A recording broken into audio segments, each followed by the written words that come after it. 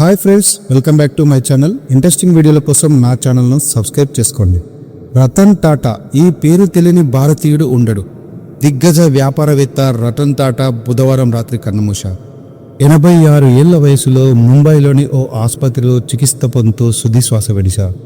ఆయన వ్యక్తిగత జీవితం ఎందరికో స్ఫూర్తిదాయకం. రతన్ టాటా ఒక వ్యాపారవేత్త మాత్రమే కాదు, సాధారణ గొప్ప ఉదారమైన వ్యక్తి, రోల్ మోడల్.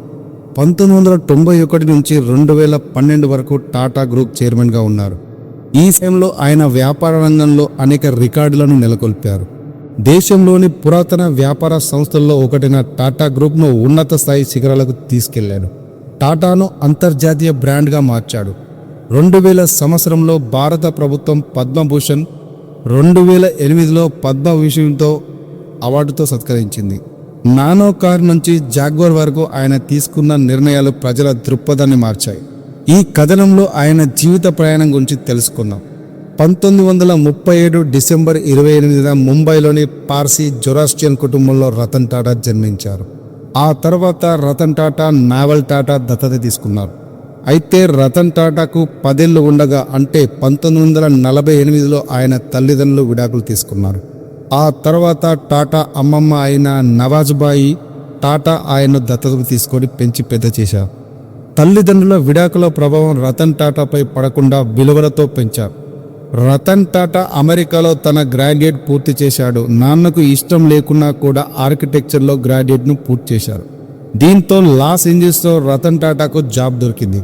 అక్కడే 2 ఏళ్లు పనిచేశారు. లాస్ ఏంజల్స్లో జాబ్ చేస్తున్న సమయంలోనే రతన్ టాటా ప్రేమలో పడ్డారు. చాలా గాఢంగా ప్రేమలో మునిగి తేలారు.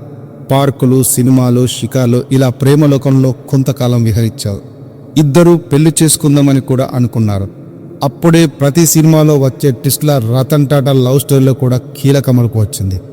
రతన్ టాటాకు ఎంతో ఇష్టమైన అమ్మమ్మకు ఆరోగ్యం బాగలేదని కబురందడంతో హుటాహుటిన ఇండియాకు వచ్చేశారు. అయితే తాను ఇండియాకు వచ్చిన రతన్ టాటా ఇక్కడే చాలా రోజులు ఉండాల్సి వచ్చింది. తాను ప్రాణానికి ప్రాణంగా ప్రేమించిన ప్రియురాలు కూడా తన కోసం ఇండియాకు వస్తుందని భావించాడు. అందుకోసం ఎదురు చూశాడు. కానీ అలా జరగలేదు. ఇక్కడ మరో ట్విస్ట్ ఏంటంటే, రతన్ టాటా లవ్ స్టోరీ నడుస్తున్న సమయంలోనే భారత్ చైనా మధ్య భీకర యుద్ధం కొనసాగుతుంది. ఆ సమయంలోనే రతన్ టాటా అమెరికా నుంచి ఇండియాకు తిరిగి వచ్చారు. అయితే ఈ యుద్ధం రతన్ టాటా లవ్ స్టోరీలో మెయిన్ విలన్గా మారింది. యుద్ధం మీద భయంతోనో, కూతురి మీద ప్రేమతోనో, కానీ ఆ అమ్మాయిని ఇండియాకు పంపేందుకు ఆమె తల్లిదండ్రులు మాత్రం ఎంతకు అంగీకరించలేదు. దీంతో ఇద్దరి మధ్య ఎడబాటు పెరిగింది. ఫలితంగా వారిద్దరి ప్రేమ దగ్గరే ఆగిపోయింది. పెళ్లి పీటల వరకు చేరుకోలేదు.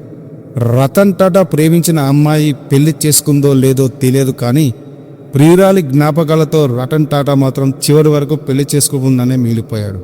చిన్న వయసులోనే తల్లిదండ్రుల విడాకులు, అనంతరం ప్రాణానికి ప్రాణంగా ప్రేమించిన అమ్మాయి దూరం కావడం వంటి సంఘటనలు రతన్ టాటా మనసును మార్చేశాయో, లేదా ఒకటే బాణం ఒకటే సీత అన్నట్టుగా తన ప్రేమ కూడా తన ప్రేయస్తూనే అనుకున్నాడో, మొత్తానికి తాను ప్రేమించిన అమ్మాయి దూరం కావడంతో ఇక తన జీవితంలో మళ్ళీ ప్రేమకు కానీ ఇంకో అమ్మాయికి కానీ రతన్ టాటా చోటు ఇవ్వలేదు. తన లైఫ్ జర్నీలో పెళ్లి అనే బంధానికి స్వస్తి చెప్పి బ్యాచులర్గానే మిగిలిపోయాడు.